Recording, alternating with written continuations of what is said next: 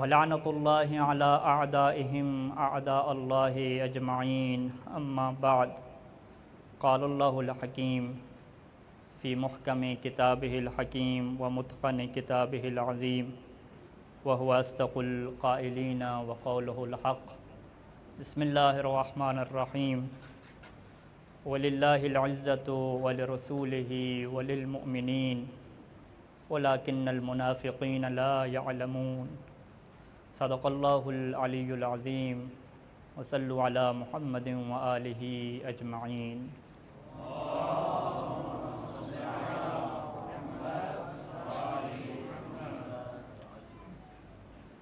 محترم علماء کرام، عزاداران مظلوم کربلا،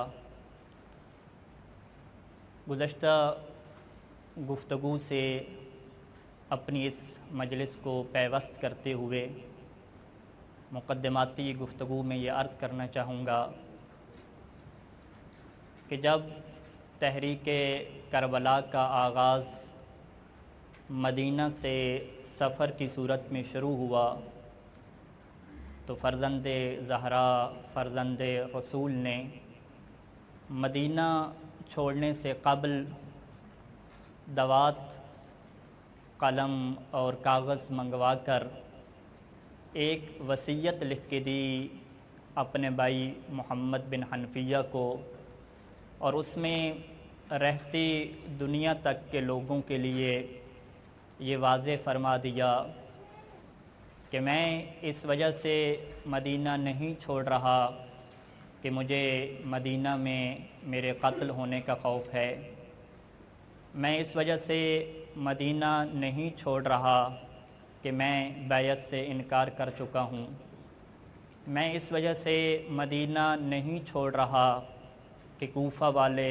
عراق والے مجھے بلا رہے ہیں، میں اس وجہ سے مدینہ نہیں چھوڑ رہا کہ مجھے شہید ہونا ہے اور بڑے درجات کو حاصل کرنا ہے، بلکہ فرما دیا کہ دیکھو میں اس وجہ سے مدینہ چھوڑ رہا ہوں، انما کا لفظ لگا کے حصر کر دیا کہ انما خرجت اطلب الاصلاح فی امت جدی محمد صلی اللہ علیہ وآلہ۔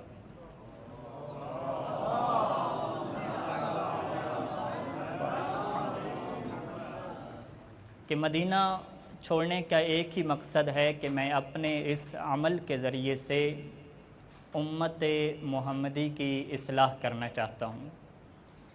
اور پھر گفتگو آپ کے سامنے یہاں تک پہنچی تھی کہ امت محمدی کی یہ حالت ہو چکی تھی کہ یزید جیسا فاسق، یزید جیسا شارب الخمر، یزید جیسا قاتل خود کو امیر المؤمنین کا لقب دے رہا تھا، خود کو عبداللہ کہہ رہا تھا، اور پھر امام نے واضح کر دیا کہ اگر یوں خاموش رہا جائے اور مدینہ سے مکہ اور مکہ سے کربلا تک کا طویل سفر طے کر کے لوگوں کے سامنے چراغ راہ ہدایت روشن نہ کیا جائے تو لوگ یہی سمجھنے لگ جائیں گے کہ ہاں یہی اسلام ہے کہ جس کا امیر یزید جیسا ہوتا ہے۔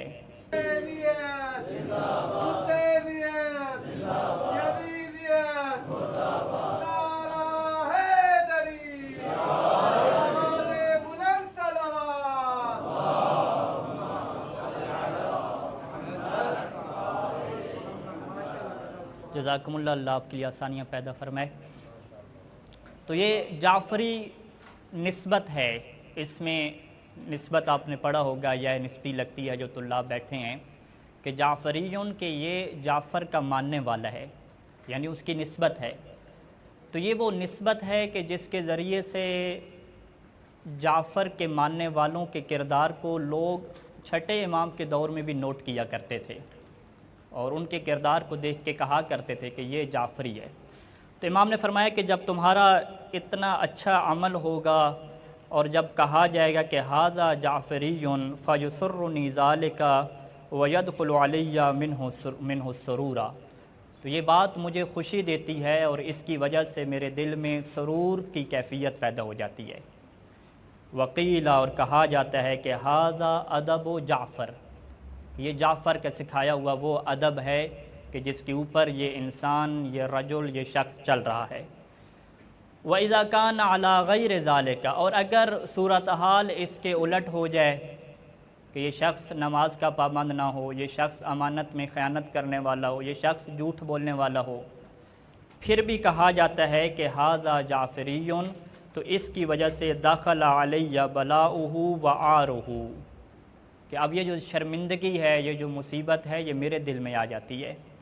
وقیل ھذا ادب جعفر، اور کہا جاتا ہے کہ یہ جعفر کا ادب ہے کہ جو یہ بندہ پیش کر رہا ہے۔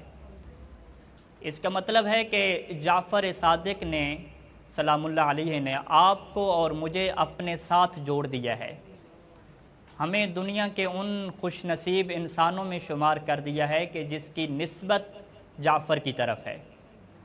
دیکھیں، دنیا میں کوئی انسان اگر برا کام کرتا ہے تو لوگ اسے نسبت دیتے ہیں کہ تمہارا باپ تو ایسا تھا، تمہارا باپ تو ویسا تھا۔ امام نے کہا ہے کہ تم کوئی عام انسان نہیں ہو، بلکہ تمہاری نسبت میری طرف ہے، لہذا بڑے محتاط طریقے سے چلنا، کیونکہ تمہارا ہر عمل ہماری طرف منسوب ہوتا ہے۔ اسی وجہ سے جب ایک دفعہ بیٹھے تھے اور پوچھنے لگے کیا تم مل کے بیٹھتے ہو اور گفتگو کرتے ہو، تو راوی نے کہا کہ ہم بیٹھتے ہیں، مل کے گفتگو کرتے ہیں۔ فرمایا کہ یہ بعض مجالس ایسی ہیں جو مجھے پسند ہیں۔ پھر فرمایا وَإِنِّي لَأُحِبُّ رِيحَكُمْ وَأَرْوَاحَكُمْ، اللہ کی قسم تمہارے بدن سے آنے والی مہک سے بھی مجھے محبت ہے، تمہارے جسم تو دور تمہاری ارواح سے بھی مجھے محبت ہے۔ یہ وہ محبت کا رشتہ ہے کہ جو انسان کی زندگی کو سنوار دیتا ہے، جو انسان کے کردار کو پاک و پاکیزہ بنا دیتا ہے، کیونکہ محبت میں اتنی طاقت ہوتی ہے کہ جو انسان کو تبدیل کر کے رکھ دیتی ہے۔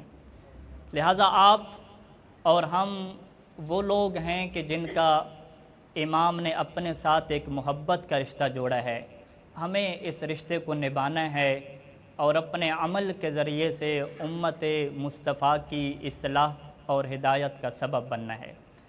یہی وجہ ہے کہ سید سستانی دامہ ظل العالی نے منہاج الصالحین کی جلد اول کتاب الامر بالمعروف ونہی عن المنکر میں یہ بات لکھی کہ ہمارے سلف علماء یہ فرمایا کرتے تھے کہ بہترین تبلیغ رؤسائے دین کے لیے، جو دین کے مبلغ ہیں، جو دین پڑھ رہے ہیں، بہترین تبلیغ یہ ہے کہ وہ خود کو واجبات اور مستحبات کا پابند بنا لیں۔ جب وہ واجبات اور مستحبات کا پابند بنا لیں گے، یہی سب سے بڑی تبلیغ ہے کہ لوگ ان کو دیکھ کر تبدیل ہوں گے۔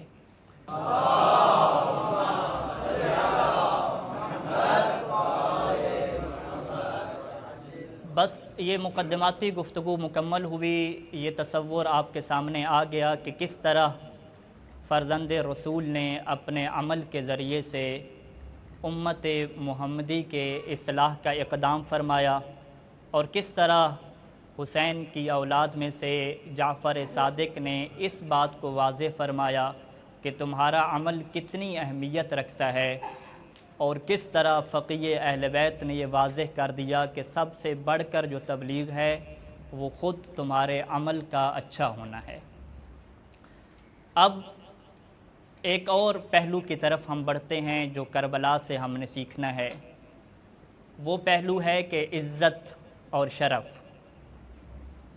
جب حسین ابن علی نے یہ اعلان فرما دیا کہ الا ان الدعی ابن الدعی رکض بین اثنتین الذلۃ والذلہ وہیہات من الذلہ، کہ یہ جو داعی ابن داعی ہے، یہ جو زنا زادہ ہے، اس نے دو کاموں کے درمیان مجھے اختیار دے دیا ہے، یا تو میں تلوار اٹھا لوں یا تو میں ذلت کی زندگی جی لوں، وہیہات من الذلہ، اور ذلت ہم سے دور ہے۔ یہ ذلت کس طرح سے دور ہوئی، یہ عزت کیا ہوتی ہے، کربلا والوں کے ہاں عزت کا کیا مفہوم ہے، قرآن اور اہل بیت جس سے ہمیں تمسک کا حکم دیا گیا ان کے ہاں عزت کسے کہتے ہیں، اور آپ میں سے اور ہم میں سے وہ کون کون لوگ ہیں جو شہید کربلا کی سیرت پہ چلتے ہوئے اپنے آپ کو عزت کے ساتھ تمسک کرنے کی جستجو میں لگے رہتے ہیں، کیونکہ وہ جانتے ہیں کہ عزت اسے کہتے ہیں اور ذلت اسے کہتے ہیں۔ ہیہات من الذلہ کا نعرہ تبھی سمجھ آ سکتا ہے کہ جب ہمیں عزت کا معنی پتہ ہو، جب ہمیں ذلت کا معنی پتہ ہو۔ اور آپ اور ہم خوش نصیب ہیں کہ شہید کربلا نے، امام سجاد نے، زینب کبریٰ نے، سب کربلا والوں نے بڑے کھول کے واضح انداز سے ہمارے سامنے عزت کا مفہوم بھی رکھ دیا اور ذلت کا مفہوم بھی رکھ دیا۔ اس سے بڑی امت محمدی کی کیا اصلاح ہوگی کہ جسے عزت اور ذلت کے معنی بتلا دیے گئے۔ سب سے پہلے ہم چلتے ہیں کہ عزت عربی زبان میں کسے کہتے ہیں۔ عربی زبان کی مشہور قدیم لغت لسان العرب والا لکھتا ہے کہ العز فی الاصل القوت والشدت والغلبہ، کہ عزت کا جو اصل معنی ہے وہ قوت اور طاقت اور غلبہ کے ہیں۔ جب ایک بندے کے پاس قوت ہوتی ہے، جب ایک بندے کے پاس طاقت ہوتی ہے تو اسے عزت والا کہا جاتا ہے۔ جس کے پاس کچھ بھی نہ ہو وہ کہتا رہے کہ میں عزت والا ہوں، لیکن کوئی اسے عزت والا کہنے کے لیے تیار نہیں ہوتا۔ العزت والرفعت والامتناع، عزت کیا ہے؟ بلندی ہے۔ عزت یہ ہے کہ انسان اپنے آپ کو بچا سکتا ہو، انسان دوسروں کے اوپر غالب آ سکتا ہو۔ اور راغب اصفہانی نے اسے یوں تعبیر فرمایا، العزت حالت مانعۃ للانسان من ان یغلب، کہ عزت ایک ایسی حالت کا نام ہے کہ جب انسان کے اندر پیدا ہو جاتی ہے تو پھر کوئی اس کے اوپر غلبہ نہیں پا سکتا، پھر کوئی اسے اپنی بات کے سامنے عاجز اور ناتواں نہیں بنا سکتا۔ اور اس کی ضد کیا ہے؟ اس کی ضد کیا ہے؟ ذل ہے۔ ظلم میں کیا ہوتا ہے کہ انسان خضع، انسان جھک جاتا ہے، انسان حقیر اور بے وقت ہو جاتا ہے، کمزور پڑ جاتا ہے اور دوسری کی بات کو مان لیتا ہے۔ اسی وجہ سے ذلیلۃ الدابہ کا لفظ استعمال ہوتا ہے اس جانور کے لیے کہ جسے صدا دیا گیا ہو۔ جو صدایا ہوا جانور ہوتا ہے اسے ذلیلہ کہتے ہیں۔ ذلیل جو کسی کے قابو میں آ جائے، جو کسی کے سامنے جھک جائے، اپنا غلبہ اس کا ختم ہو جائے، اپنی قوت ختم ہو جائے، اسے ذلیل کہتے ہیں۔ اللہ کی صفت کیا ہے؟ عزیز، کہ جو قاہر ہے، جو دوسروں کے اوپر غالب آنے والا ہے، جو قدرت رکھنے والا ہے، اس کے اوپر کوئی قادر نہیں ہو سکتا۔ امیر المؤمنین علیہ السلام بھی اسی معنی کی وضاحت فرماتے ہیں کہ کل عزیز داخل تحت القدرت فذلیل، کہ ہر عزیز جب کسی قدرت کے ماتحت داخل ہو جاتا ہے تو اب وہ عزیز نہیں بلکہ ذلیل ہو جاتا ہے۔ یعنی ذلیل اسے کہتے ہیں کہ جو کسی کی قدرت میں آ جائے، اور عزیز اسے کہتے ہیں کہ جو کسی کی قدرت میں نہ آئے، جس کے اندر ایسی قوت ہو کہ کوئی اس کے اوپر غالب نہ آ سکے تو اسے کہتے ہیں کہ یہ عزت ہے اور یہ عزت والا ہے۔ اب یہاں سے قرآن مجید نے یہ صدا بلند کی کہ من کان یرید العزت، کہ تم میں سے جو بھی عزت کو چاہتا ہے، جو بھی قوت کو چاہتا ہے، جو بھی طاقت کو چاہتا ہے، تو یاد رکھو فللہ العزت جمیعا، کہ ہر طرح کی عزت فقط اللہ کے لیے ہے۔ دنیا کی عزتیں، دنیا کے فخر و مباحات یہ ختم ہو جانے والے ہیں، جو اصل عزت کا سرچشمہ ہے وہ اللہ کی ذات ہے۔ اور یہاں سے قرآن مجید نے بہت سارے مقامات پہ اللہ نے خود کو عزیز کہا ہے، عزیز القہار، عزیز الغالب، عزیز الحکیم، یعنی جو قدرت والا ہے، جو طاقت والا ہے۔ اس کے بعد قرآن مجید کی بہت ساری دیگر آیات بھی ہیں کہ جس میں عزت کو تکبر کے معنی میں بھی استعمال کیا گیا، یعنی عزت کی ہمارے سامنے دو قسمیں آتی ہیں، ایک کو ہم عزت شخصی کا نام دیتے ہیں اور ایک کو ہم عزت ایمانی کا نام دیتے ہیں۔ عزت شخصی کسے کہتے ہیں؟ کہ ایسی قوت اور ایسی طاقت کہ جس کو انسان اپنی سمجھے، انسان کہے کہ میں طاقتور ہوں۔ یہ جو میں ہے جسے ہم تکبر سے تعبیر کرتے ہیں، اسے عزت شخصی کہا جاتا ہے۔ قرآن مجید کی سورہ بقرہ کی 206 نمبر آیت ہے وَإِذَا قِيلَ لَهُ اتَّقِ اللَّهَ أَخَذَتْهُ الْعِزَّةُ بِالْإِثْمِ، کہ جب اس سے کہا گیا کہ اللہ سے ڈرو تو اس کی جو عزت تھی، یعنی اس کا جو تکبر تھا، اسے گناہ کی طرف لے گیا۔ فحسبہ جہنم ولبئس المہاد، پھر اس کے لیے جہنم ہے اور جہنم بہت ہی برا ٹھکانہ ہے۔ تکبر اس کے پاس تھا، تبھی یہ اللہ کی اطاعت میں نہیں آیا۔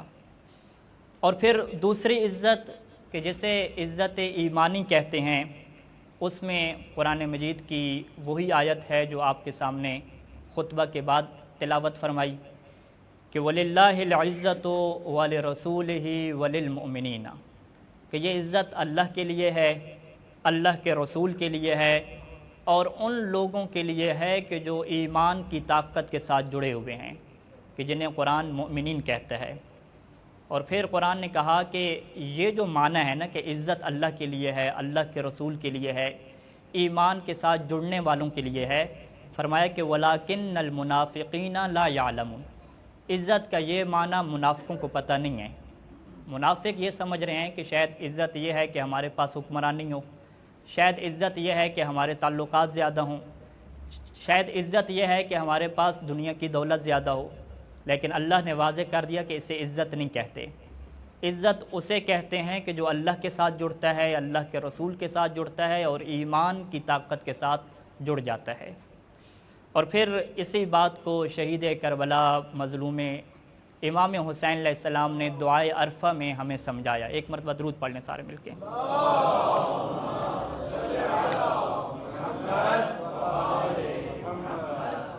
وہ دعا کہ جو آنسوؤں کے ساتھ مظلوم کربلا نے عرفہ کے میدان میں مانگی تھی، فرما رہے تھے کہ یا من خص نفسہ بالسمو والرفعت واولیاؤہ بعزہ یعتزون، اے وہ ذات جس نے خود کو خاص کر دیا ہے بلندی کے ساتھ اور رفعت کے ساتھ، واولیاؤہ اور اس کے ساتھ جو محبت کرنے والے ہیں، بعزہ یعتزون وہ اس کی عزت سے عزت پاتے ہیں، وہ قوت کو حاصل کرتے ہیں اسی سے، یعنی ان کی قوت اور عزت کا جو منشا ہے، جو سرچشمہ ہے، وہ ذات الہی ہوا کرتی ہے۔ اور اسی بات کو قرآن مجید نے یوں بھی سمجھایا کہ الذین یتخذون الکافرین اولیاء من دون المؤمنین، کہ کچھ لوگ ایسے ہیں جو کافروں کو اپنا بڑا بنا لیتے ہیں یا کافروں کو اپنا دوست بنا لیتے ہیں، مومنین کو چھوڑ دیتے ہیں۔ ایبتغون عندہم العزہ، کیا یہ ان کے پاس جا کے ان کو بڑا بنا کے عزت کمانا چاہتے ہیں؟ فإن العزۃ للہ جمیعا، عزت تو ساری کی ساری اللہ کے لیے ہے۔ یعنی یہ جو دوسروں سے تمسک کر کے دوسروں کی وجہ سے عزت کو حاصل کر رہے ہیں، یہ قرآن کی نگاہ میں عزت نہیں ہے، یہ ذلت ہے، کیونکہ عزت ساری کی ساری اللہ کے لیے ہے، جس میں دنیا کا، جس میں انسانوں کا، جس میں انسان کی اپنی شخصیت کا ذرا برابر بھی دخل نہیں ہے۔ اور اسی بات کو امیر المومنین علیہ السلام نے نہج البلاغہ میں ہمارے لیے واضح فرمایا اوصیکم بالرفض لہذہ الدنیا التارکۃ لکم، کہ میں تمہیں وصیت کرتا ہوں کہ اس دنیا سے کنارہ کش ہو جاؤ، اپنے دل سے اس دنیا کی محبت کو اکھاڑ پھینکو۔ اگر تم ایسا نہیں کر سکتے، وَإِن لَّمْ تُحِبُّوا تَرْكَهَا، اگر تم ایسا نہیں کر سکتے، تمہارے دل میں دنیا کی، ڈالر کی، دینار کی، پیسے کی محبت ہے، وہ نہیں نکال پا رہے، تو ایک کام یہ کرنا کہ فَلَا تَنَافَسُوا فِي عِزِّ الدُّنْيَا وَفَخْرِهَا، کہ یہ جو دنیا والوں کی عزت ہے، یہ جو دنیا والوں کے ہاں فخر ہے، اس میں کبھی متاثر نہ ہو جانا۔ کیوں؟ فَإِنَّ عِزَّهَا وَفَخْرَهَا إِلَى انْقِطَاعٍ، کیونکہ یہ جو دنیا کی عزت ہے، یہ جو اس کا فخر ہے، یہ ختم ہونے والا ہے، جو ختم ہونے والی ہوتی ہے اس کی کوئی وقت اور کوئی حیثیت نہیں ہوا کرتی۔ اور پھر اسی بات کو امیر المؤمنین علیہ السلام نے ایک اور ذریعے سے واضح فرمایا کہ دیکھو عزت اللہ کے ذریعے سے ملتی ہے اور کیسے ملتی ہے۔ یہ بات بھی نہج البلاغہ میں ہے، فرمایا کہ نہیں، یہ بات نہج البلاغہ میں نہیں بلکہ تنبیہ الخواطر میں ہے، فرمایا کہ من اراد الغنا بلا مال، کہ جو امیر ہونا چاہتا ہے بغیر مال کے، جو اپنے آپ کو بے نیاز کرنا چاہتا ہے مال کے بغیر، والعزہ بلا عشیرت، عزت، پروٹوکول، فخر و مباحات کو حاصل کرنا چاہتا ہے لیکن بغیر عشیرہ اور بغیر قبیلے کے، والطاعت بلا سلطان، وہ لوگوں سے اپنی بات منوانا چاہتا ہے لیکن بادشاہ بنے بغیر، فَلْيَخْرُجْ مِنْ ذُلِّ مَعْصِيَّةِ اللَّهِ، پس وہ اپنے آپ کو اللہ کی معصیت کی ذلالت سے اور ذلت سے نکال کے لے آئے، کس طرف لے آئے؟ اِلَىٰ عِزِّ طاعتہ، اللہ کی اطاعت کی عزت کی طرف لے آئے۔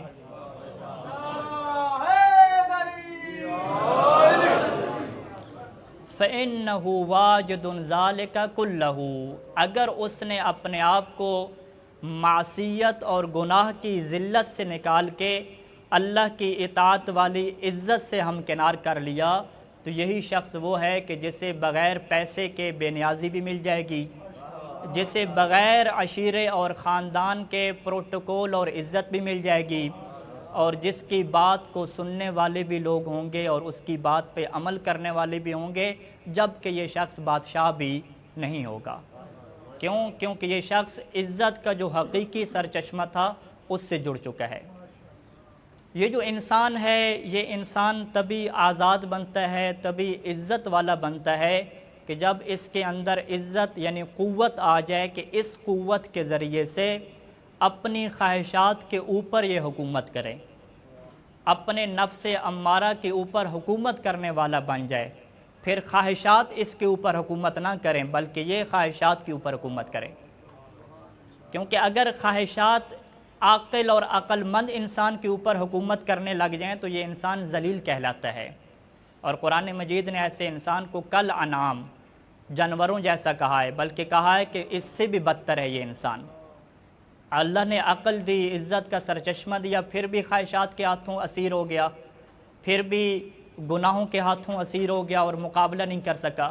اتنی قوت اور طاقت نہیں تھی یہ اپنے اوپر حکومت کر سکے، اپنے آپ کو روک سکے۔ جب انسان کے پاس یہ طاقت ختم ہو جاتی ہے، انسان اپنی خواہشات کا اسیر بن جاتا ہے، تو اسے عزت والا نہیں کہا جاتا، اسے ذلت والا کہا جاتا ہے۔ اور اسی بات کو اسی آیت کے ضمن میں چھٹے امام نے ہمارے سامنے واضح فرمایا، اور یہ وہ روایت ہے کہ جسے شیخ طوسی علیہ الرحمہ نے کتاب تہذیب الاحکام میں نقل فرمایا۔ امام صادق فرمانے لگے کہ اما تسمع اللہ تعالی یقول، کیا تم نے اللہ کی اس بات کو قرآن مجید میں نہیں سنا آج تک کہ وَلِلَّهِ الْعِزَّةُ وَلِرَسُولِهِ وَلِلْمُؤْمِنِينَ، کہ عزت تو اللہ کی ہے، عزت تو اللہ کے رسول کی ہے اور ان لوگوں کے لیے ہے جو ایمان کی طاقت کے ساتھ جڑ جاتے ہیں۔ فرمایا کہ یہ جو ایمان کی طاقت کے ساتھ جڑ جاتا ہے نا، فَالْمُؤْمِنُ يَكُونُ عَزِيزًا، یہ جو مومن بن جاتا ہے یہ پھر عزت والا اور قوت والا بن جاتا ہے۔ اور کتنا یہ مضبوط بن جاتا ہے، فرمایا کہ وَلَا يَكُونُ ذَلِيلًا، یہ ذلیل نہیں ہوتا، یہ ذلت والا نہیں ہوتا، یہ عزت والا ہوتا ہے۔ إِنَّ الْمُؤْمِنَ أَعَزُّ مِنَ الْجَبَلِ، یہ جو پہاڑ ہوتے ہیں نا، سخت پہاڑ، اس سے بھی شدید قوت اور طاقت والا ایک مومن ہوتا ہے۔ فرمایا کہ لِأَنَّ الْجَبَلَ يُسْتَقَلُّ مِنْهُ بِالْمَعَاوِلِ، کہ پہاڑوں کو بھی لوگ توڑ دیتے ہیں۔ معاول، معول ایک آلے کا نام ہے جس سے ہم گنتی کہتے ہیں، پتھر توڑ جاتے ہیں، کہ معاول کے ذریعے سے پہاڑوں کو بھی توڑ کے رستہ بنا لیا جاتا ہے۔ وَالْمُؤْمِنُ لَا يُسْتَقَلُّ مِنْ دِينِهِ بِشَيْءٍ، اور مومن کو اس کے دین سے کوئی چیز بھی نہیں پھیر سکتی۔ جب یہ دین اور ایمان کی طاقت کے ساتھ جڑ جاتا ہے، ہیہات من الذلہ کا نعرہ لگا کے اپنی گردن کٹا دیتا ہے، لیکن اسلام اور ایمان کی عزت پہ کوئی حرف نہیں آنے دیتا۔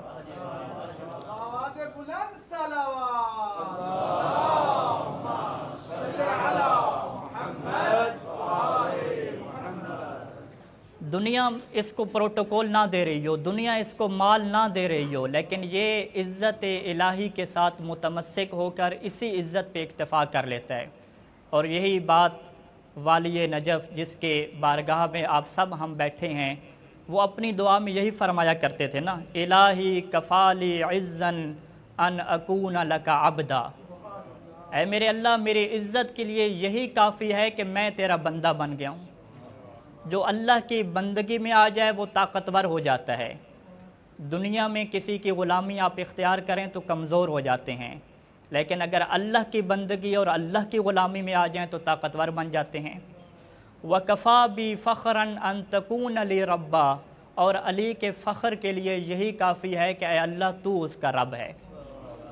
یہ وہ عزت کا مفہوم تھا جو امیر المؤمنین نے، امام حسین نے ہمارے سامنے رکھا، اور پھر سید سجاد صحیفہ کاملہ میں عزت کے مفہوم کو اپنی تبلیغ کا جو طریقہ تھا جسے ہم دعا کہتے ہیں، اس دعا کے طریقہ کے ذریعے سے ہمیں عزت کے مفہوم کو مزید ہمارے سامنے واضح کیا۔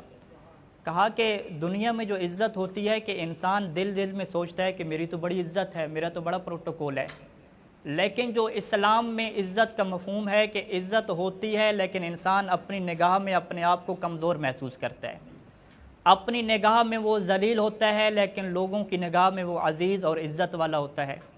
اور پھر باقاعدہ امام نے دعا مانگی، فرمایا کہ وَعِزَّنِي وَلَا تَبْتَلِينَّنِي بِالْكِبْرِ، اے اللہ مجھے عزت دے، مجھے کبر اور غرور کے ساتھ مبتلا نہ کر، یعنی عزت اور تکبر کا کوئی لینا دینا نہیں ہے۔ وَلَا تَرْفَعْنِي فِي النَّاسِ دَرَجَةً، مجھے لوگوں میں ایک درجہ اگر بلند کرتا ہے تو مجھے ایک درجہ بھی بلند نہ کر، مگر إِلَّا حَطَطْتَنِي عِنْدَ نَفْسِي مِثْلَهَا، مگر جتنے درجے میرے لوگوں کے ہاں عزت بڑھے اتنے ہی درجے میری اپنی نگاہ میں میری وقت گر جائے۔ وَلَا تُحْدِثْ لِي عِزًّا ظَاهِرًا، اور میرے لیے ظاہری طور پہ عزت پیدا نہ فرما، إِلَّا أَحْدَثْتَ لِي ذِلَّةً بَاطِنَةً عِنْدَ نَفْسِي بِقَدْرِهَا، مگر جتنی عزت تو لوگوں میں میری پیدا کر رہا ہے اسی کے برابر میرے اندر ذلت کو پیدا کر دے۔ یہ عجیب عزت والا مومن ہوتا ہے کہ لوگوں کی نگاہ میں عزت والا، اپنی نگاہ میں ذلیل، لوگوں کی نگاہ میں عزیز اور اپنی نگاہ میں کم تر، اپنے آپ کو ذلیل کہنے والا، عبدک الذلیل، الہی میں تیرا ذلیل بندہ ہوں، میں تیرا کمزور بندہ ہوں، تیری قدرت اور طاقت کے سامنے میری کوئی حیثیت نہیں ہے۔ جب یہ احساس مومن کے دل میں جنم لیتا ہے، کبر و تکبر و غرور و عشر و بطر کے ہر قسم کے تصورات مٹتے جاتے ہیں تو یہ انسان عزیز اور عزت والا بنتا جاتا ہے۔ اسی وجہ سے حسین ابن علی نے وصیت میں پہلا جملہ یہ کہا تھا کہ انی لم اخرج عشرا ولا بطرا، کہ میرے خروج کے اندر کسی قسم کا کوئی تکبر، کسی قسم کا کوئی اکڑ، کسی قسم کا کوئی غرور شامل نہیں ہے۔ اور پھر امام سجاد دعائے عرفہ کے اندر یہ فرماتے ہیں کہ وَذَلِّلْنِي بَيْنَ يَدَيْكَ، اے اللہ مجھے تو اپنے سامنے ذلیل، کمتر اور حقیر بنا دے، وَعِزَّنِي عِنْدَ خَلْقِكَ، اور اپنی مخلوق کے ہاں مجھے عزت والا بنا دے، وَزَعْنِي إِذَا خَلَوْتُ بِكَ، جب تیری خلوت میں تجھ سے باتیں کروں تو اپنے آپ کو حقیر سے حقیر سمجھوں، وَارْفَعْنِي بَيْنَ عِبَادِكَ، لیکن تیرے بندوں میں ہوں تو وہ مجھے بڑا بلند سمجھیں، وَأَغْنِنِي عَمَّنْ هُوَ غَنِيٌّ عَنِّي، اور مجھے بے نیاز کر دے، مجھے سب کچھ عطا کر دے، لیکن میری حالت یہ ہو کہ وَزِدْنِي إِلَيْكَ فَاقَةً وَفَقْرًا، کہ میں اپنے آپ کو تیرے سامنے سب سے بڑا فقیر اور سب سے بڑا فاقے والا سمجھتا ہوں۔ یہ وہ اسلام کی عزت ہے کہ جس میں انسان اپنے آپ کو کم تر سمجھتا ہے، جس کے دل میں یہ خیال پیدا ہو گیا کہ میری بڑی عزت ہے، میرا بڑا پروٹوکول ہے۔ امام سجاد کی نگاہ میں وہ بندہ عزت والا نہیں ہے۔ عزت والا وہی ہے کہ جو اپنے آپ کو حقیر سمجھنا شروع کر دے، فقط زبان سے حقیر نہ کہے کہ یہ حقیر آپ کے سامنے عرض کر رہا ہے، یہ حقیر کے قلم کا نسخہ ہے، زبان کی حقارت نہیں، دل میں اپنے آپ کو یہ سمجھتا ہو، واقعاً یہ سمجھتا ہو کہ وہ کم تر ہے، وہ ایک ایسا شخص ہے کہ جس نے اپنے خالق، اپنے مالک کے حقوق کو پورا ادا نہیں کیا ہوا، یہ شخص کمزور ہے، اللہ کی طاقت کے سامنے اس کا کچھ نہیں ہے۔ جب یہ سمجھنے لگے گا تو پھر یہ عزت کے مفہوم کو اپنائے گا۔ ایک مرتبہ درود پڑھ لیجیے سارے مل کے۔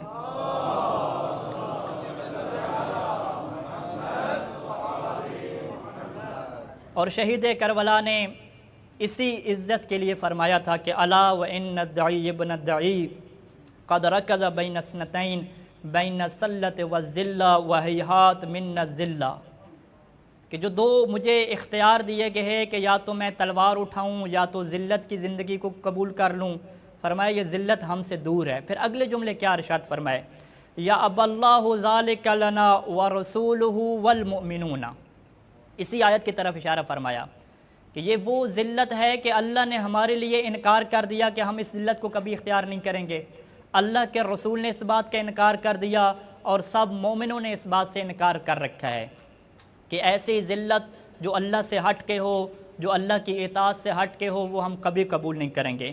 پھر فرمایا کہ یہ جو میرا کردار ہے کہ آج میں ذلت کو قبول نہیں کر رہا، اللہ کی اطاعت سے پیچھے نہیں ہٹ رہا، یہ وہ تربیت ہے کہ جو ان گودیوں سے چلی ہے کہ حجور طابت و طہرت، वअनूफ़ हमिया व नफूस अबिया मिन अन नुसिर ताअतल लिआम अला मसारिल किराम अला व इन्नी ज़ाहिफ़ुन बिहाज़िहिल उसरा मा क़िल्लतिल अदद व ख़िज़लतिन नासिर।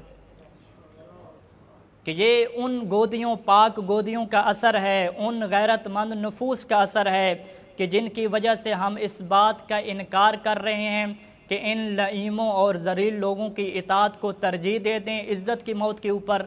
हम कभी ऐसा नहीं करेंगे। और आज हुसैन इस छोटे से गिरोह के साथ क़िल्लत अदद के साथ निकल रहा है, जबकि हुसैन का कोई मददगार भी नहीं है।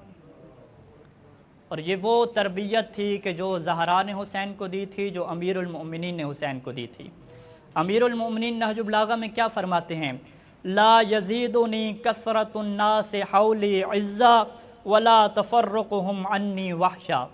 कि लोग अगर मेरे इर्द गिर्द ज़्यादा जमा हो जाएं, बड़ा मजमा इकट्ठा हो जाए, तो मुझ अली की इज़्ज़त में ज़रा बराबर भी इजाफ़ा नहीं होगा। लोगों की कसरत की वजह से मुझ अली की इज़्ज़त में कोई इजाफ़ा नहीं होता। ला यज़ीदुनी कसरतुन नास हौली इज़्ज़तन वला तफ़र्रुक़ुहुम अन्नी। लोग मुझे अगर छोड़ जाते हैं तो इसकी वजह से अली की तन्हाई में भी कोई इजाफ़ा नहीं होता, अली की वहशत, अली को वहशत महसूस नहीं होती। ये वो मेयार है कि लोगों की कसरत को छोड़ के हुसैन इब्न अली भी निकले, अमीरुल मोमिनीन ने भी ये पैगाम दिया। आज आए हम सब करबला से इज़्ज़त का दर्स लेने वाले, खुसूसन मैं तुल्लाब के लिए जुमला कह रहा हूँ कि हम सोचें कि क्या हम लोगों की कसरत की वजह से अपनी इज़्ज़त को समझते हैं या लोगों की कसरत के बगैर अल्लाह की इताअत को इज़्ज़त समझते हैं? क्या कहीं ऐसा तो नहीं है कि हमारी सोच में ये हो कि अगर मेरी मजलिस का और मेरे जलसे का मजमा बड़ा होगा तो ये इज़्ज़त वाली मजलिस होगी, अगर मजमा थोड़ा होगा तो ये ज़िल्लत वाली मजलिस होगी? कहीं इज़्ज़त और ज़िल्लत के मेयार को जो हुसैन इब्न अली ने समझाया था, आप और मैं भूल तो नहीं गए?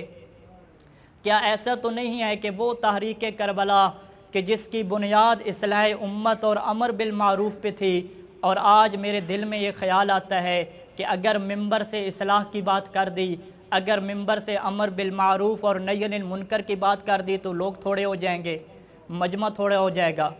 क्या कहीं ऐसा तो नहीं है कि मैं मजलिस पढ़ने से पहले ये पूछता हूँ कि लोग क्या पसंद करते हैं ताकि उसके मुताबिक पढ़ूँ?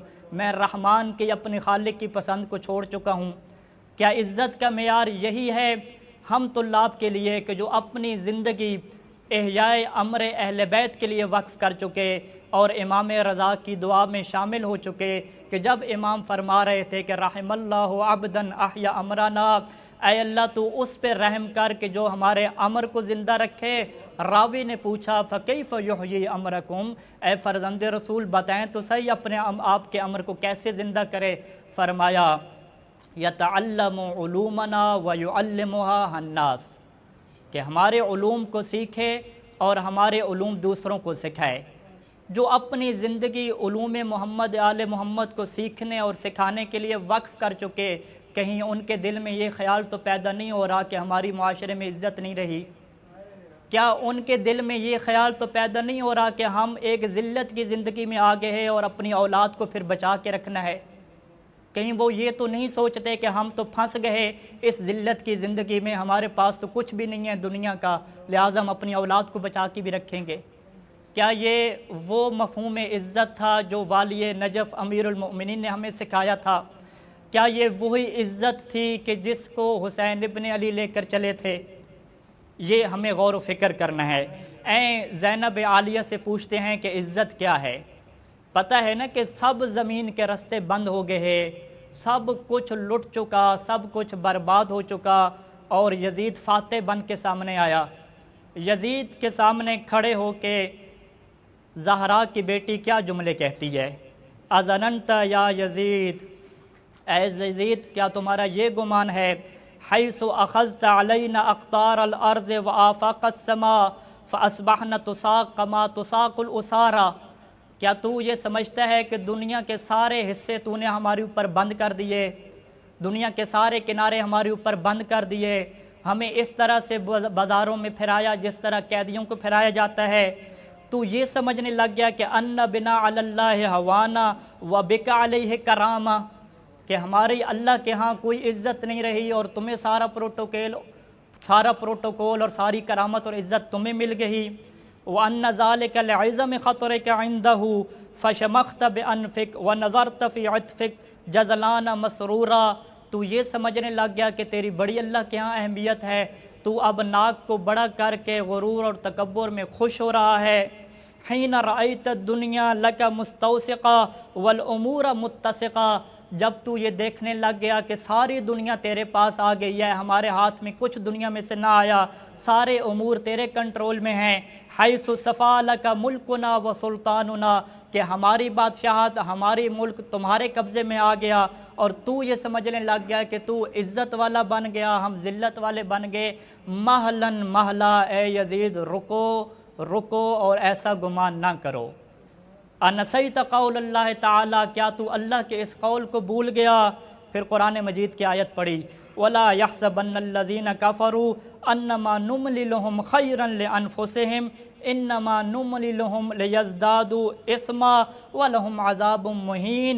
کہ اللہ تعالیٰ تو یہ فرما رہا ہے کہ تم کافروں کے متعلق یہ گمان نہ کرنا کہ یہ جو کافروں کو ہم نے بڑی نعمتیں دے دیں، بڑی خیر دے دی، یہ اس وجہ سے دے دی کہ ہمیں ان کے ہاں عزت چاہیے اور ہم انہیں عزت والا سمجھتے ہیں.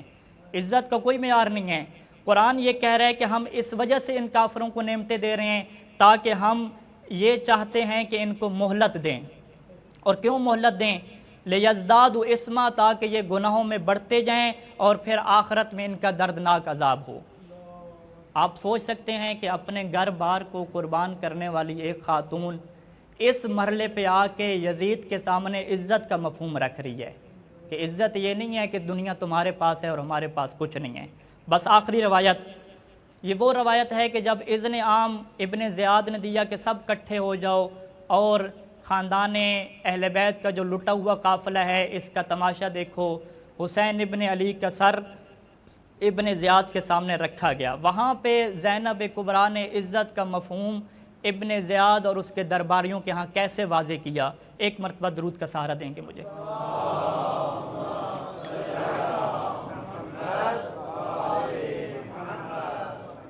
ابن زیاد کے کیا جملے ہیں؟ وہ کہتا ہے الحمدللہ الذی فضحکم وقتلکم واکذب حدوثکم، کہ حمد ہے اس اللہ کی جس نے تم اہل بیت کو ذلیل کر دیا، رسوا کر دیا، تمہیں قتل کر دیا، تمہاری ساری باتوں کو جھوٹا ثابت کر دیا.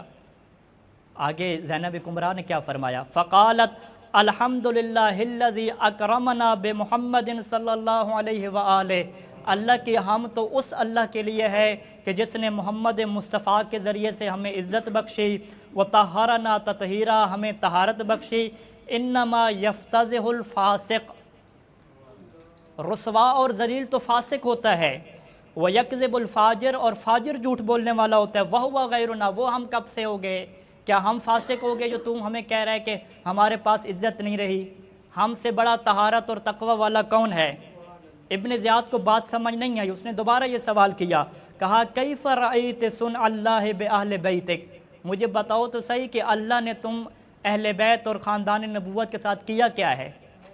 بتاؤ، جس عزت کی تم بات کر رہی ہو میرے سامنے واضح کرو، کیا کیا ہے اللہ نے تمہارے ساتھ؟ زینب کبریٰ کا جملہ سنیں گے. فرمایا ما رأیت الا جمیلا، میں نے تو خوبصورتی کے علاوہ کچھ بھی نہیں دیکھا. اس سے بڑی خوبصورتی کیا ہو سکتی ہے کہ ہم اللہ کی اطاعت میں کامیاب ہو گئے ہیں. ہؤلاء قوم، میرے بھائیوں، میرے بیٹوں، میرے حسین کے اصحاب جانثاروں کو تم کہہ رہے ہو نا، مقابلہ نہ کر سکے. ہؤلاء قوم کتب علیہم القتل فبرزوا الی مضاجعہم، یہ تو وہ قوم تھی کہ ان کے اوپر شہید ہونا اللہ نے لکھ دیا تھا. انہوں نے اپنی ذمہ داری کو ادا کیا، اللہ کی اطاعت کرتے ہوئے اپنی اپنی قبروں میں سو چکے. وَسَيَجْمَعُ اللَّهُ بَيْنَكَ وَبَيْنَهُمْ، اب قیامت کا دن ہوگا، اللہ تمہیں اور ان کو جمع کرے گا. فَتُحَاجُ وَتُخَاصَمْ، تم سے اللہ جو ہے وہ حجت طلب کرے گا اور تجھ سے لڑنے والا اللہ ہوگا. فَانظُرْ لِمَنِ الْفَلَجْ، اس وقت دیکھو کہ کس کی عزت ہوتی ہے، کس کی دلیل پختہ ہوتی ہے. حبلت کا امک یبن زیاد یبن مرجانہ، اے ابن مرجانہ، اے مرجانہ کے بیٹے، تیری ماں تیرے غم میں روئے، تو مر جائے، تمہیں پھر پتہ چلے کہ عزت کسے کہتے ہیں، ذلت کسے کہتے ہیں. زینب کبریٰ نے واضح کر دیا کہ دنیا ہاتھ سے چلی جائے، دنیا کی نگاہ میں آپ کے پاس کوئی عزت نہ ہو، لیکن اگر تم اللہ کی اطاعت کو پورا کر چکے ہو، اللہ کی آزمائش میں پورا اتر چکے ہو، اللہ کے مطابق اپنی زندگی وقف کر کے اس کو چل رہے ہو، تو یہی عزت ہے، اسی پہ تمہیں فخر کرنا ہے۔ اور یہی عزت کا مفہوم حسین ابن علی نے سمجھایا، حیات من الذلہ یا اب اللہ ذالک لنا ورسولہ والمؤمنون وحجور طابت وطہرت۔ یہ عزت کا درس ہمیں ان گودیوں سے ملا ہے کہ جو پاک و پاکیزہ ہیں۔ یہی عزت کا درس زینب کبریٰ نے لیا، یہی عزت کا درس حسین ابن علی نے لیا۔ کہاں سے لیا؟ اس پاک گود سے کہ جسے زہرا کہتے ہیں۔ یہ زہرا کیسے دین کی عزت کی حفاظت کرتی رہی؟ 25 سال کی تنہائی امیر المؤمنین کی کہ جسے لوگ کہتے ہیں کہ عزت نہ رہی۔ اس سے بڑی عزت کیا ہے کہ اللہ کی اطاعت کو، اسلام کی عزت کی خاطر علی نے اپنا بہادر ہاتھ روک لیا، ید اللہ کو نہیں اٹھایا۔ اس سے بڑی عزت کیا ہو سکتی ہے؟ اور پھر روایات میں یہ بات موجود ہے کہ اسلام کی عزت کی خاطر زہرا نے بھی قربانی پیش کی، علی ابن ابی طالب نے بھی قربانی پیش کی۔ آج میں آپ کے سامنے علی و زہرا کی قربانی اسی عزت کی خاطر پیش کروں گا۔ یہ عزت کہ جس کی خاطر حسین ابن علی فرما رہے تھے کہ حجور طابت و طہرت، کہ یہ ہمیں گودیوں سے ملی ہے۔ روایت یہ کہتی ہے کہ جب جناب زہرا کا پہلو شکستہ ہو چکا، محسن شہید ہو چکا، وہ سب گھر میں داخل ہو چکے، پھر کیا ہوا؟ ثم دخلوا فاخرجوا علیا ملببا۔ علامہ مجلسی علیہ رحمہ لکھتے ہیں کہ وہ گھر میں داخل ہوئے اور علی کو اس حالت میں نکالا کہ جو تلبیب کی حالت ہے، ملببا۔ تلبیب کے عربی زبان میں 2 معنی ہوتے ہیں۔ ایک تلبیب کہتے ہیں کہ کسی کے گریبان سے پکڑ کے کھینچ کے لے جانا، اپنے مولا کی حالت کو سن کے برداشت نہ کر سکے نا۔ تلبیب کا دوسرا معنی یہ ہے کہ کسی کے گلے میں رسی ڈال کے۔ علامہ مصری کیا فرماتے ہیں کہ ثم دخلوا فاخرجوا علیا ملببا، پھر یہ لوگ گھر میں داخل ہو گئے، علی کو گریبان سے پکڑ کے یا گلے میں رسی ڈال کے لے کر جانے لگے۔ آپ سن کے برداشت نہ کر پائے۔ سنو گے زہرا کی کیا حالت ہوئی ہوگی؟ فاطمہ نے جب علی کی اس حالت کو دیکھا ہوگا تو کیا حالت ہوئی ہوگی؟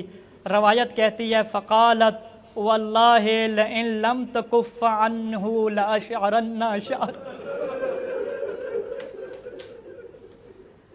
فاطمہ کہنے لگی اگر علی کو نہ چھوڑا تو اللہ کی قسم لأنشرن شعری، میں اپنے بال کھول دوں گی۔ پھر زہرا اور کیا کرو گی؟ وَلَآتِيَنَّ قَبْرَ أَبِي، اپنے بابا کے قبر پہ آ جاؤں گی۔ پھر زہرا کیا کرو گی؟ وَلَأَصِيحَنَّ إِلَىٰ رَبِّي، اور چیخ چیخ کر اپنے رب کو پکاروں گی۔ اب زہرا تو زخمی تھی نا، نکل نہیں سکتی تھی۔ علامہ مجلسی رحمہ لکھتے ہیں فَأَخَذَتْ بِيَدِ الْحَسَنِ وَالْحُسَيْنِ وَخَرَجَتْ، ایک ہاتھ حسن کے کندھے پہ، ایک ہاتھ حسین کے کندھے پہ رکھ کے زہرا گھر سے باہر نکلی ہیں۔ وَخَرَجَتْ تُرِيدُ قَبْرَ النَّبِي، اور اپنے بابا کی قبر کی طرف جانے لگی۔ ادھر سے علی کو لے کے وہ چلے، ادھر سے زہرا اپنے بابا کی قبر کی طرف چلی۔ فقال علی لسلمان ادرک ابنت محمد، علی سلمان سے کہنے لگے اے سلمان جلدی جاؤ محمد کی بیٹی کو روکو۔ فإنی اری جنبتي المدینہ تکفعان، میں دیکھ رہا ہوں کہ مدینہ کے دونوں کنارے آپس میں مل رہے ہیں۔ واللہ ان نشرت شعرها واتت قبر ابیہا، اللہ کی قسم اگر آج زہرا نے بال کھول دیے، بابا کی قبر پہ آ گئی، وصاحت الی ربہا، اور ایک چیخ بلند کر دی، لا یناظر بالمدینۃ ان یخسف بہا ومن فیہا، مدینہ پورا دھنس جائے گا، مدینے والے ختم ہو جائیں گے۔ اب سلمان بڑے ہیں زہرا کو روکنے کے لیے، کیا کہتے ہیں؟ کہتے ہیں یا بنت محمد ان اللہ بعث اباک رحمتاً فرجعی، اے بنت محمد تیرے بابا کو تو اللہ نے رحمت بنا کے بھیجا تھا، اب واپس پلٹو۔ سنو گے زہرا کا کیا جواب تھا؟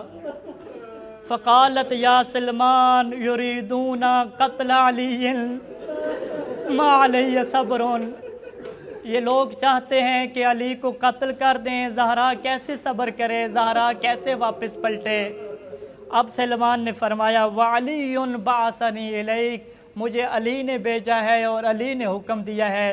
اب زہرا کہنے لگی ہاں اگر علی نے کہا ہے تو اب زہرا اطاعت کرے گی، اب زہرا علی کی بات کے آگے تابع ہو جائے گی۔ مگر زہرا گھر تو چلی گئی لیکن ساری زندگی زہرا کی روتے ہوئے گزری ہے۔ زہرا کا رونا کتنا شدید ہوتا تھا۔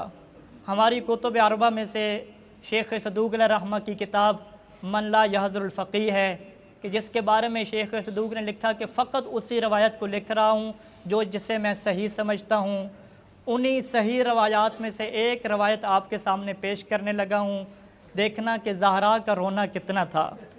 روایت کہتی ہے لما قبض النبی امتنع بلال من الاذان، کہ جب نبی دنیا سے رخصت ہو گئے تو اب بلال نے اذان دینا چھوڑ دی تھی۔ اور ایک دن فاطمہ نے کہا کہ اشتہی ان اسمع صوت مؤذن ابی، کہ میں چاہتی ہوں کہ اپنے بابا کے مؤذن کی آواز سنوں۔ یہ پیغام بلال تک پہنچایا گیا اور بلال آیا اذان دینے کے لیے۔ فلما قال اللہ اکبر اللہ اکبر، اللہ اکبر کی صدا سننی تھی، ذکرت اباہا و ایامہ فلم تتمالک من البکا، زہرا کو اپنے بابا کے دن یاد آ گئے، زہرا نے رونا شروع کر دیا۔ فلما بلغ الی قولہ اشہد ان محمد رسول اللہ، اب رونے کی کیا کیفیت ہوئی؟ شیخ صدوق علیہ رحمہ لکھتے ہیں شہقت فاطمہ، فاطمہ اتنا شدید روئی ہے کہ سنبھل نہ سکی، سقطت لوجہہا، اپنے منہ کے بل زمین پہ گری، وغشی علیہا، اور فاطمہ بے ہوش ہو گئی۔ لوگ سارے جمع ہو گئے اور ادھر سے لوگ چلے ہیں تیزی سے بلال کی طرف، کہنے لگے امسک یا بلال، اے بلال رک جاؤ، فقد فارق ابنت رسول اللہ، رسول اللہ کی بیٹی دنیا سے جا چکی۔ وظنوا انہ قد ماتت، وہ یہی سمجھ رہے تھے کہ زہرا دنیا سے چلی گئی ہے۔ اور میں یہاں پہ آپ کی توجہ کرنا چاہوں گا کہ شیخ صدوق نے جو روایت میں کلمہ استعمال کیا شاہقت کا، شاہقت، شہیق اور زفیر، یہ رونے کی کیفیتوں کے نام ہیں۔ پہلی کیفیت بکا کی ہے کہ جب انسان رونا شروع کرتا ہے، دوسری کیفیت زفیر کی ہے۔ زفیر اس کیفیت کو کہتے ہیں کہ انسان اتنا روتا ہے کہ اس کے سانس اکھڑنے لگتے ہیں، ایک سانس آتا ہے تو دوسرا سانس نہیں آ سکتا۔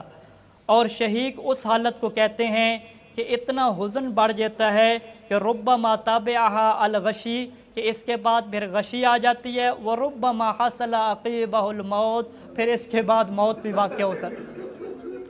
زہرا کا رونا اتنا تھا کہ وہ شہیق کی کیفیت تھی۔ اس کے علاوہ دو کیفیتیں ایسی رونے کی ہیں کہ جسے حنین اور انین کہتے ہیں۔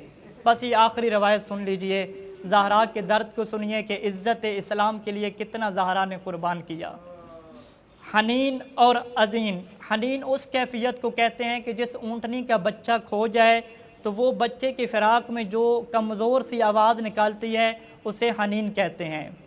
اور انین اس آواز کو کہتے ہیں کہ جب ایک مریض زندگی کے آخری سانس لے رہا ہو تو وہ جو ہلکی ہلکی آواز نکلتی ہے اسے انین کہتے ہیں۔ اب حالت کیا ہے؟ روایت کے بیان کرنے والے امیر المؤمنین ہیں۔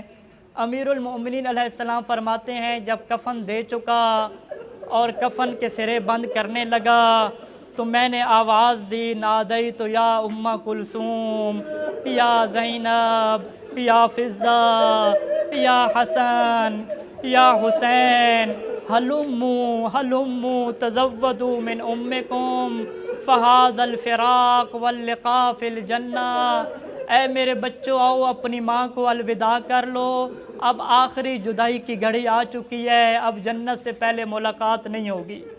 حسن و حسین بڑے ہیں، حسن و حسین کی کیا کیفیت تھی؟ حسن و حسین آئے ہیں اور خود کو اپنی ماں کے جنازے پہ گرا دیا اور کہنے لگے یا ام الحسن یا ام الحسین اذا لقیت جدنا. دیکھو جب ہمارے نانا محمد سے ملنا تو دو کام کرنا. پہلا کام فاقرئیہ منا السلام، ہمارا سلام کہہ دینا، اور دوسرا ایک جملہ نانا کے سامنے ہماری طرف سے کہنا وقولی لہو انا قد بقینا بعدک یتیمین فی دار الدنیا. اے نانا تیرے جانے کے بعد ہم دنیا میں یتیم رہ گئے. آپ سن کے رو پڑے. دیکھو زہرا کی کیا حالت ہوئی. امیر المومنین فرماتے ہیں میں اللہ کو گواہ کر کے کہتا ہوں انہا قد حنت و انت، زہرا کی روح پرواز کر چکی تھی مگر حنین کی کیفیت میں رونا آیا، انین کی کیفیت میں رونا آیا. ومدت یدیہا وضمتہما الی صدرہ لا یومک یومک یا ابا عبداللہ. اے حسین تیرے جیسا کوئی دن نہیں ہے. کل تو بھی کربلا میں تھا، تیرا جنازہ بھی تھا، گردن کٹ چکی تھی، جسم پہ کفن نہیں تھا. زینب جب الوداع کرنے آئی ہے اپنے آپ کو تیرے جنازے پہ گرا نہ سکی، بس محمد مصطفیٰ کو خطاب کر کے کہنے لگی یا محمد یا محمدا صلی علیک ملائکۃ السماء وہذا حسین مرمل بالدماء مقطع الاعضاء مسلوب العمامۃ والرداء وبناتک سبایا الی المشتقى.